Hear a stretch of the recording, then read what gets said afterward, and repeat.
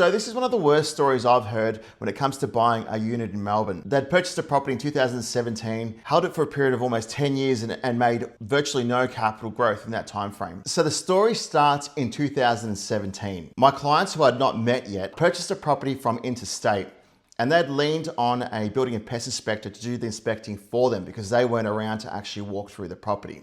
So he provided a report.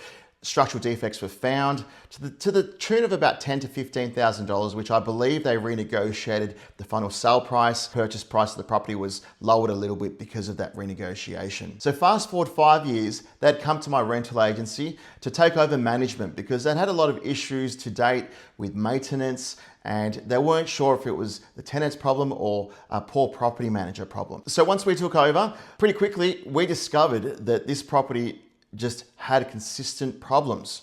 I'll go through a quick list of some of the things that we had replaced and repaired over a 4-year period. We knew about the stumps. The owner had told us that they do need to be replaced, and we had to go through that re-pinning and re-blocking process. But we had a number of other issues that came up, and this had caused a lot of frustration for future tenants.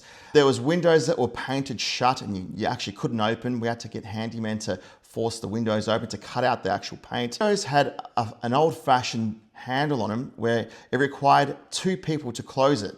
There was a new hot water heater that had to get replaced. There was issues with the oven.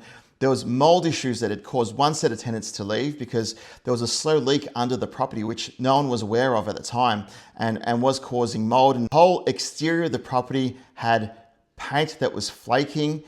So at the time of purchase, it wasn't flaking, but we discovered that it was painted with an interior paint rather than a durable exterior paint, and all the paint was basically flicking off and making the property look really run down. So the whole interior had to get painted because once the re-stumping happened, there were visible cracks around the whole property. So they had to kind of smooth all that out and make it look like new again. There was constant sewage issues. That was what the first tenant was complaining about, and successively every tenant after that. There was cleaning bills in between tenants, gardening bills. There had to be chimney repairs, switchboard upgrades, issues with the air conditioner.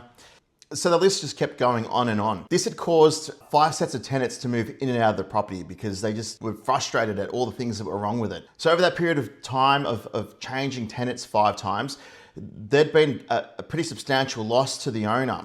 So in between tenants moving in and out, vacant time on market, renovation repairs. So when we were conducting a lot of these repairs over time, the property couldn't be leased.